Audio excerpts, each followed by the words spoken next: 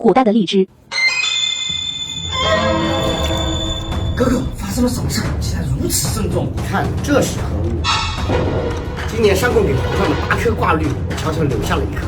这可是猪脚猪的大椎啊！听说这玩意儿跟仙丹一样，千金难买，拿着吧。